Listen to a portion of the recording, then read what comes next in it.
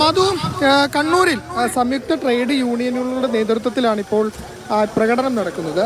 നേരത്തെ KSRTC bus സ്റ്റാൻഡിലാണ് ചെറിയ രീതിയിലെങ്കിലും ഒരു തർക്കം നിലനിന്നിരുന്നത്. അതായത് ഈ രണ്ട് ഡ്രൈവർമാർ, അവർ ഡ്രൈവേഴ്സ് യൂണിയന്റെ പ്രതിനിധികളാണ്. അവർ വാഹനമെടുക്കാൻ തയ്യാറായിരുന്നു. അങ്ങനെ അവിടെ എത്തി, ഈ ബസ് സ്റ്റാൻഡിൽ എത്തിയ സമയത്ത് പക്ഷേ CITUക്കാർ സമ്മതിച്ചില്ല. വാക്കേറ്റവും തർക്കമൊക്കെ അവിടെ നിലനിന്നിരുന്നു.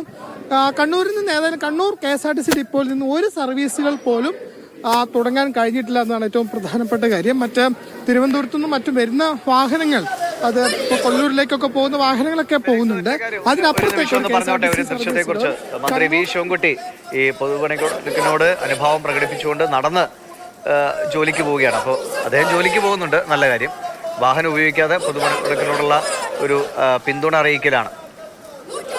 ഫെലിക്സ് തുടർന്നോളൂ.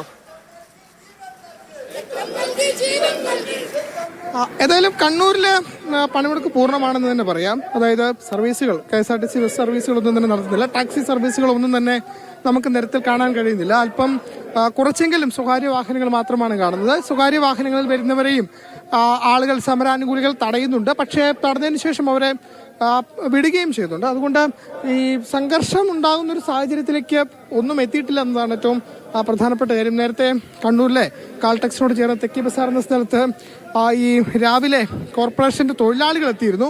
ഈ തൊഴിലാളികൾ ക്ലീനിങ് തൊഴിലാളികളാണ്. അവരെയും ഈ സമരാനുകൂലികൾ തടയുന്ന ഒരു സ്ഥിതിവിശേഷം ഉണ്ടായി.